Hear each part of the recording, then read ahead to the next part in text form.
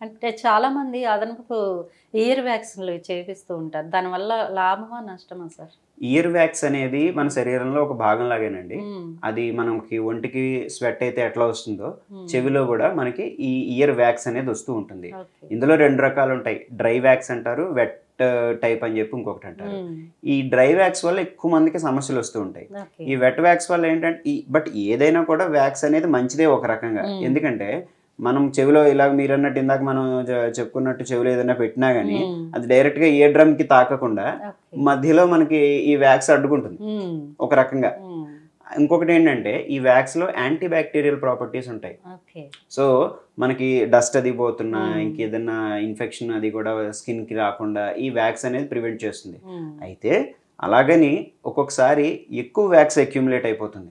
ఎక్కువ wax accumulate అయిపోయి ear canal మొత్తం కూడా బ్లాక్ అయిపోతుంది. ఓకే. అప్పుడు పేషెంట్‌కి వినపడదు. వినిపించదు. మనకి సరిగ్గా వినపడకపోతే అప్పుడు కూడా వెళ్తాం అనమాట. హ్మ్. సింపుల్ అనమాట. అసలు వినికిడి సమస్యలు ఎందుకు వస్తాయి అంటే సింపుల్‌గా కారణం చెప్పాలంటే హ్మ్. పెద్ద పెద్ద సమస్యలు ఏం అక్కర్లా. హ్మ్. చెవిలో వ్యాక్స్ వల్ల మూసుకుపోయినా కూడా వినికిడి అనేది వినపడకపోవచ్చు. కానీ అది ఓకే. చాలా సింపుల్‌గా డాక్టర్ దగ్గరికి వెళ్తే మీకు చూసి ఇయర్ వ్యాక్స్ అంతా క్లీన్ చేసేసి సరిపోతుంది. హ్మ్. ఓన్లీ ఏంటంటే మీ అంతట మీరు ఎప్పుడు చేసుకోకూడదు.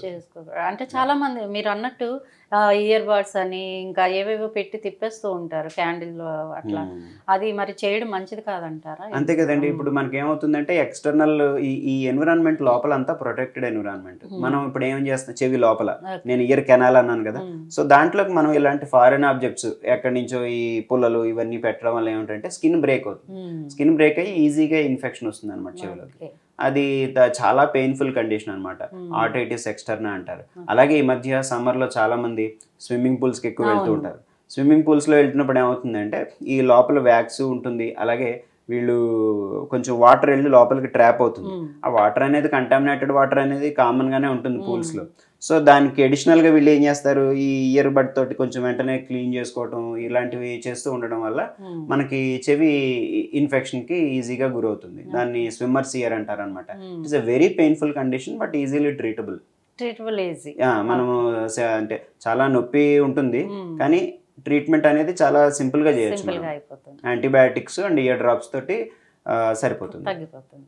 అంటే ఇందాక మీరన్నారు డయాబెటిస్ పేషెంట్స్, ఇంకా హార్ట్ పేషెంట్స్ ఉంటారు సార్. వాళ్ళకి చెవు ప్రాబ్లమ్ వచ్చినప్పుడు ట్రీట్మెంట్ ఏ విధంగా ఉంటుంది?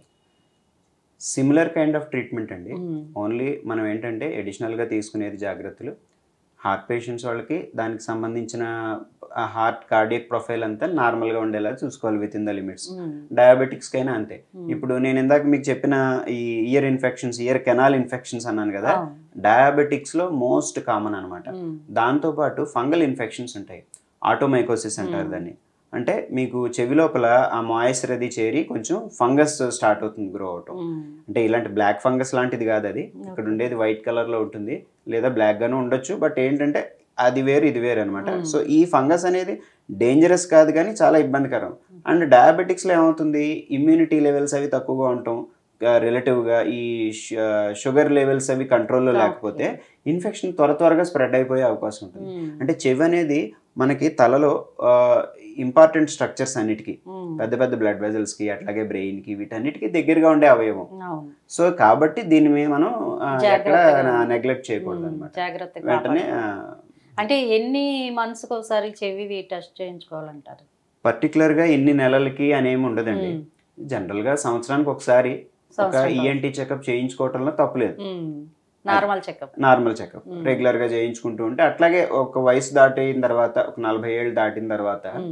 హియరింగ్ అది కూడా హ్మ్. ఫ్రీ ఒక 1 ఇయర్‌కి గానీ, 2 ఇయర్స్‌కి గానీ చెక్ చేయించుకుంటూ ఉండటం కూడా మంచిదే. హ్మ్. తప్పేం లేదు. హ్మ్. ఎందుకంటే జెనెటిక్‌గా గానీ, లేదా కొంతమంది పనిచేసే వృత్తిపరంగా గానీ, చెవిలో త్వరగా హియరింగ్ అది తగ్గే అవకాశాలుంటాయి. హ్మ్. సో, అలాంటి వాటిని మనం ముందే గుర్తించడానికి అవకాశం ఉంటుంది. ఓకే. కానీ ఆఫ్‌కోర్స్ ఏంటంటే మనకి ఈ ఇండస్ట్రీ‌లో వాళ్ళలో పనిచేసే వాళ్ళకి హ్మ్. ఈ చెవి శబ్దాలకి ఎక్కువగా ఎక్స్‌పోజ్ అవ్వటం అవును. వల్ల కొన్ని హియరింగ్ లాస్ కొన్ని ఉంటుంది. ఆ! కానీ వాళ్ళకి స్ట్రిక్ట్ ప్రోటోకాల్స్ ఉంటాయన్నమాట. ఉంటాయి. అంటే అవి ఫాలో అయితే గనక హ్మ్. వాళ్ళకి ఈ టైంకి ఇన్ని డెసిబెల్స్ కన్నా ఎక్స్‌పోజ్ అవ్వకూడదు. ఇన్ని నెలల తర్వాత మధ్యలో గ్యాప్ ఇవ్వాలి. వాళ్ళు పీరియాడికల్‌గా వాళ్ళ మేనేజ్‌మెంట్ రెగ్యులర్‌గా చెకప్స్ అయి అంటే చేయిస్తూ పెద్ద పెద్ద ఉంటారు. మెషినరీల దగ్గర పనిచేస్తూ హ్మ్. ఉంటారు. సౌండ్స్ ఎక్కువగా వస్తూ ఉంటాయి.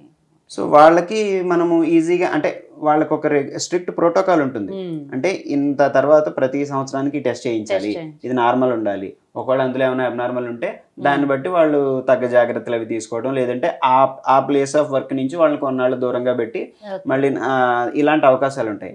కానీ వీటికంటే మనకి ఎక్కువ ఇబ్బంది ఏంటంటే పాపం రోజు రోడ్ సైడ్ వెండర్స్, ట్రాఫిక్ ఏరియాస్లోను వాటిల్లోనూ, ఇప్పుడు మీరు ట్రాఫిక్ కానిస్టేబుల్స్ని తీసుకున్నా వీళ్ళు ఈ ట్రాఫిక్ ఏరియాస్లో పనిచేసే వాళ్ళకి there is no specific regulation. అంటే ఇలాగ చేయాలి ఇలాగ చెప్పడానికి ఏమి ఉండదు. సో వాళ్ళకి ఏంటంటే అన్నోటీస్డ్గా వెళ్ళిపోతుంది. చాలా మంది వస్తారనమాట హీరింగ్ లాస్ తోటి. మీ దగ్గరికి వస్తూ ఉంటారు చాలా మంది వస్తారండి. అంటే వాళ్ళు పాపం ఏంటంటే చూసుకోరు, ఒక బాగా అడ్వాన్స్ అయిపోయిన తర్వాత హీరింగ్ లాస్ వస్తారనమాట. నరాల్లో చెవి అంటే ఈ శబ్దాల వల్ల నరాలు వీక్ అయ్యి చెవి హీరింగ్ పోతే మాత్రం జనరల్గా ఫస్ట్ అడ్వైజ్ ఏంటంటే హీరింగ్ ఎయిడ్ పెట్టుకోవాల్సి వస్తుంది. సో దానికి కూడా ఇప్పుడు ఆపరేషన్స్, కాక్లియర్ ఇంప్లాంట్స్ అని వచ్చినాయి. కానీ బట్ పెద్దవాళ్ళల్లో ఫస్ట్ ఆప్షన్ ఎప్పుడు కూడా మనము అంటే ఒక వయసు దాటి వచ్చి నరాలు వీక్ అయ్యి ఉన్న వాళ్ళకి హీరింగ్ ఎయిడ్సే చెప్తాం అనమాట. కొంతమంది పుట్టుకతోనే మోగ చెవిటి వాళ్ళు అవుతూ ఉంటారు. ఎందుకు కారణాలు ఏమంటారు సార్? అది పుట్టుకతో వచ్చే వాళ్ళకి జనరల్గానండి మనం ఇందాక మాట్లాడుకున్నట్టు బయట చెవి, మధ్య చెవి, లోపల చెవి. ఈ లోపల చెవిలోనే మనకి వినడానికి అత్యంత ముఖ్యమైన భాగం ఉంటుంది, దాన్ని కాక్లియా అంటారు. సో ఈ కాక్లియాలో మనకి నర్వ్ సెల్స్ డ్యామేజ్ అవటం వల్ల కానీ వాటిలో ఫంక్షనింగ్ సరిగ్గా లేకపోతే పుట్టుకతోనే వాళ్ళకి సరిగా వినపడదు. అంటే ఇందులో కూడా రకరకాల కారణాలు ఉండొచ్చు. అంటే ప్రెగ్నెన్సీలో మదర్కి ఏదైనా ఇన్ఫెక్షన్స్ వచ్చినా, కొన్ని ఇన్ఫెక్షన్స్ వల్ల బేబీకి హియరింగ్ లాస్ రావచ్చు. సో అది ఫీటస్ని ఎఫెక్ట్ చేసి దాన్ని బట్టి కూడా రావచ్చు. ఒక్కొక్కసారి జెనెటికల్గా రావచ్చు, జెనెటిక్ అబ్నార్మాలిటీస్తో రావచ్చు. ఇలాంటి ప్రాబ్లమ్స్. అందుకే ఇప్పుడు ఏంటంటే పుట్టిన తర్వాత నియోనేటల్ స్క్రీనింగ్ అని ఉంటుంది అనమాట. సో ఈ డెఫ్నెస్ కోసం స్క్రీన్ చేస్తారు కొన్ని టెస్ట్ల ద్వారా. దాన్ని బట్టి మనం ఏదైనా ఉంటే వెంటనే గుర్తించి వాళ్ళకి ముందే అంటే with in 6 months to 1 year కనుక ఒక మంచి అద్భుతమైన అవకాశం ఏమిటంటే కాక్లియర్ ఇంప్లాంటేషన్. సో మనం కాక్లియాలో ప్రాబ్లం కాబట్టి కాక్లియర్ దాన్ని ఇంచుమించు రీప్లేస్ చేస్తున్నట్టు అనమాట. సో కాక్లియర్ ఫంక్షన్ ఒక ఎలక్ట్రోడ్ ద్వారా రీప్లేస్ చేస్తారు. రీప్లేస్ చేసి వాళ్ళకి ఎర్లీగానే మనం హియరింగ్ వినే అవకాశం ఉంటుంది. దానివల్ల ఏంటంటే వాళ్ళు మాటలు అవి కూడా అన్ని కరెక్ట్గా టైం ప్రకారం రావటం, ఇంక ఇంటెలిజెన్స్లో ఏ ప్రాబ్లం లేకుండా ఉండటం అనేది జరుగుతుంది. వీళ్ళు ఏంటంటే వినలేకపోతే తిరిగి మాట్లాడలేరు కాబట్టి, సో మాట వింటేనే మనం తిరిగి రీప్రొడ్యూస్ చేయగలరు. అది అంటే కొంతమంది యాక్సిడెంట్ అవి అయినప్పుడు వినికిడి కోల్పోతుంటారు. అట్లాంటి వాళ్ళకి ట్రీట్మెంట్ ఏ విధంగా ఉంటుంది? అంటే యాక్సిడెంట్ అయినప్పుడు అంటేనండి రకరకాలు. డైరెక్ట్ గా ఇయర్ డ్రమ్ కి డ్యామేజ్ అయింది అనుకోండి, యాక్సిడెంట్ అంటే మీరు అనేది ఇప్పుడు నాయిస్ అంటే ఎక్స్ప్లోజన్ సౌండ్స్ కానీ, లేదంటే road traffic accidents. Road traffic accidents అంటే జనరల్ గా అది ఒకటి ట్రామా ఉంటుంది, అంటే దెబ్బ తగులుతుంది. అక్కడ దెబ్బ తగిలితే జనరల్ గా హీల్ అవుతుంది.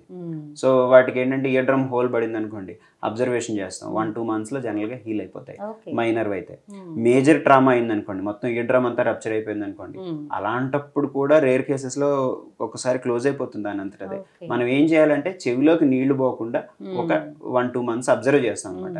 ఇంకా ఎప్పటికీ క్లోజ్ అవ్వట్లేదు, ఇయర్ డ్రమ్ అట్లాగా రప్చర్డ్ గానే ఉంది అండ్ పెద్ద హోల్ పడిపోయిందంటే దానికి సర్జికల్ గా క్లోజ్ చేస్తాం. సో దానికి సర్జరీయే మార్గం. ఇలా కాకుండా నరాలు ఏవైనా దెబ్బతింటే గనక దానికి మనము అంటే సర్జరీ ద్వారా ఏమీ చేసే అవకాశాలు చాలా తక్కువ.